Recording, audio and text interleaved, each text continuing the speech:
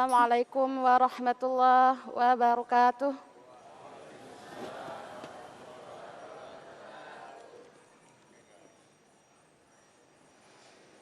A'udzu billahi minasy syaithanir rajim.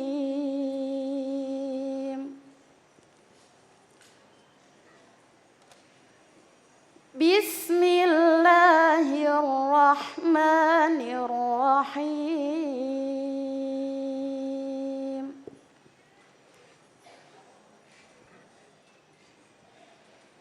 Wa qadayna ila bani Israil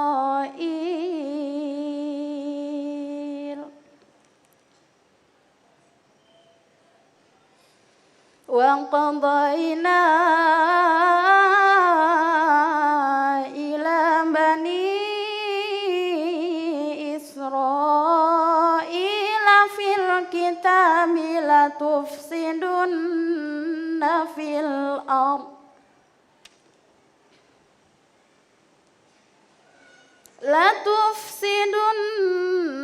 fil ardi marrataini wa la ta'lunna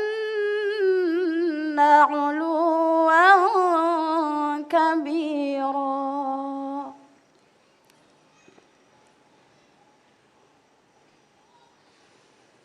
Fa idza jaa wa'du ulahuma ba'atsna 'alaikum 'ibadan lana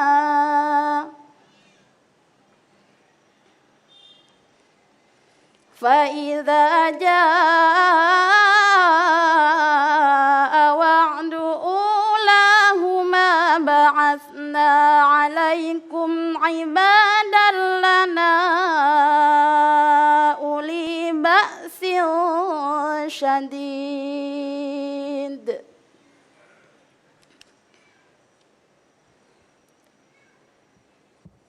ibadan lana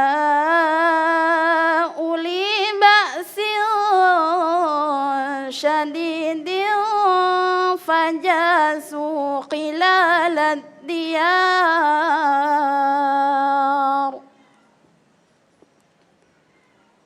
wa kana wa'dan maf'ula.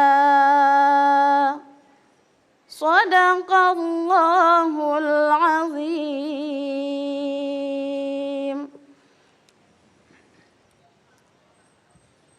Bismillahirrahmanirrahim. Assalamualaikum warahmatullahi wabarakatuh. Alhamdulillahirrahmanirrahim, pemirsa, kita dapat dipertemukan kembali dalam Majelis Ilmu Damai Indonesiaku.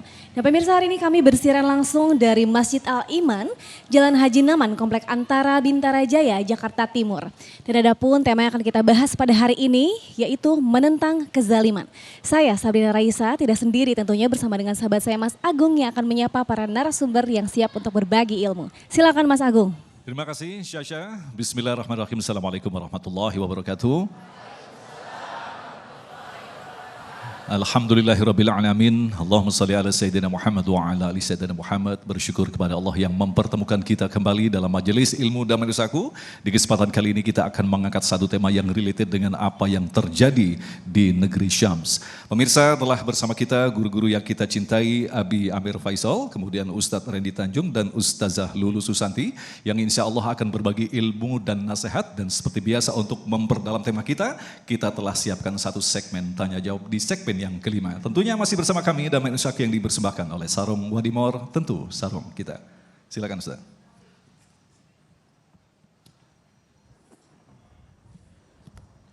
Bismillahirrahmanirrahim. Assalamualaikum warahmatullahi wabarakatuh.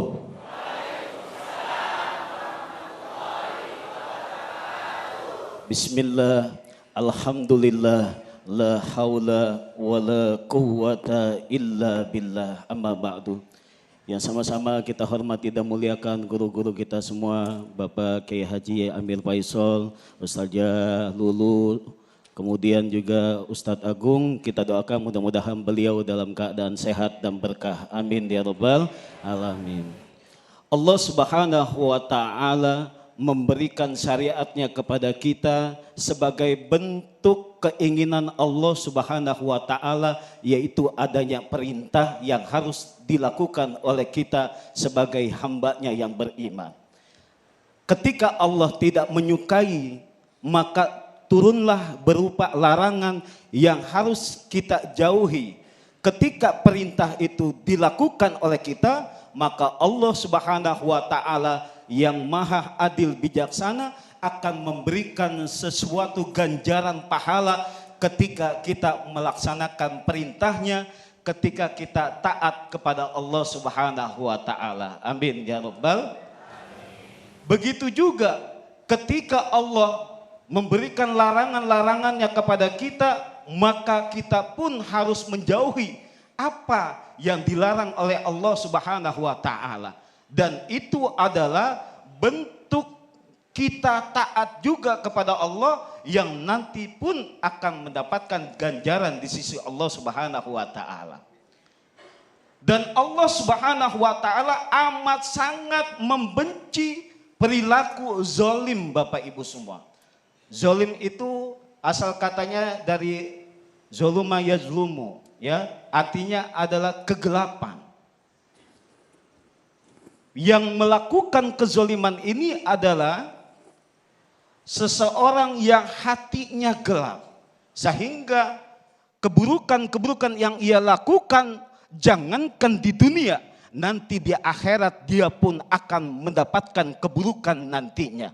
Dia pun akan mendapatkan kegelapan nantinya di yaumil akhirat nanti. Maka Rasulullah SAW bersabda, ittaquz zulma, fa inna zulma zulumatun yaumal qiyamah. Kata Rasulullah, jauhi oleh kita perbuatan yang zalim, karena sesungguhnya perbuatan zalim nanti akan mendatangkan keburukan, akan mendatangkan kegelapan nanti di yaumil qiyamah. Hadis riwayat Bukhari dan Muslim. Zalim itu sendiri, jumhur ulama sepakat bahwasanya ada beberapa poin penting yang dijelaskan oleh ulama kita. Yang pertama, menempatkan sesuatu tidak pada tempatnya, itu zalim. Yang kedua, Bapak Ibu semua, yaitu adalah tidak memberikan haknya, itu juga termasuk zalim. Seorang suami tidak memberikan hak kepada istrinya, zalim seorang suami. Seorang istri juga sama, Bu. Ibu juga sama, tidak memberikan hak suami, zalim ibu. Seorang pimpinan kepada bawahannya tidak memberikan hak bawahannya, maka zalim juga. Makanya walaupun jadi seorang pemimpin, bawahannya tidak mampu untuk menuntut di dunia, tapi nanti di pengadilan Allah, dia akan menuntut seorang pimpinan yang berbuat zalim kepada bawahannya. Dan kemudian zalim ini dibagi atas 3 dimensi utama. Yang pertama adalah kezaliman hambanya kepada Tuhannya. Kezaliman hamba kepada Rabbnya. Yang pertama, ini adalah kezaliman yang begitu sangat nyata besarnya. Allah sangat membenci seseorang yang telah Allah ciptakan, namun dia tidak mau untuk sujud kepada Allah. Namun dia tidak mau menyembah kepada Allah, bahkan mempersekutukan Allah Subhanahu wa taala. Allah berfirman, "Inna syirka la zulmun adzim." Sesungguhnya syirik itu adalah kezaliman yang begitu sangat besar di hadapan Allah Subhanahu wa taala. Maka tujuan kita dihidupkan di muka bumi ini tidak lain adalah untuk menyembah kepada Allah Subhanahu wa ta'ala. Bu, Allah nyuruh kita sholat ya Bu ya. Pak, Allah nyuruh kita ibadah. Inilah bentuk ketika kita taat kepada Allah, nanti Allah akan memberikan ganjarannya kepada kita. Kita beriman kepada Allah, tekatkan ketakwaan kita di sisi Allah, insya Allah kehidupan kita pun akan bertambah berkah nantinya. Amin ya Rabbal. Kemudian yang kedua, kezaliman yang kedua adalah apa? Kezaliman diri kita antar sesama manusia maupun makhluk hidup. Jadi dikatakan zalim juga antara kita dengan sesama manusia dan juga kepada sesama makhluk hidup ciptaan Allah. Kita kalau ngelihat kucing Bapak Ibu semua yang nyolong ikan di rumah kita, ya memang udah dasar rizkinya aja mungkin dia. Dia mau minta kagak dikasih. Ditungguin nih kapan melengnya sama. Tapi itu kucing tahu Bu, kalau dia minta dia makannya anteng. Enak tuh makannya, pelan-pelan tuh makannya. Kagak takut. Coba kalau kucing lagi nyolong diem-diem segala macam. Ibu datang kabur ya. Tahu bahwa perbuatannya itu tidak baik, itu kucing. Ya. Jadi ketika ibu menemukan makhluk ciptaan Allah, jangan pernah disakiti ibu. Jangan sampai disiram air panas, jangan sampai ditendang ya. Jangan seperti itu. Begitu juga itu kepada makhluk Allah. Begitu juga kepada manusia. Jangan sampai kita menyakiti hatinya. Jangan sampai kita menghina kepada saudara-saudara kita. Yang mungkin saudara-saudara kita nggak bisa menuntut kita di dunia. Tapi nanti di pengadilan Allah nanti mereka akan menuntut. Kenapa? Karena di dunia dia tidak bisa menuntut kita. Nanti amal ibadah kita akan hangus dipakai untuk membalas kezaliman yang kita berikan. Hati-hati ya Bu ya. Nah sekarang ibu-ibu baik-baik aja di rumah ya. Baik sama tetangga ya Pak ya. Insya Allah tambah berkah hidupnya nanti. Dan yang ketiga yang terakhir adalah apa? Kezaliman diri kita atas diri kita sendiri ya. Ini enggak boleh kita berbuat zalim kepada diri kita sendiri, yaitu melakukan keburukan-keburukan untuk diri kita, melakukan kemaksiatan-kemaksiatan, dan ini sangatlah dilarang oleh Allah Subhanahu wa taala. Jalani kehidupan ini tanpa adanya kezaliman yang kita lakukan, insya Allah kehidupan kita nanti akan bertambah berkah. Amin ya rabbal alamin.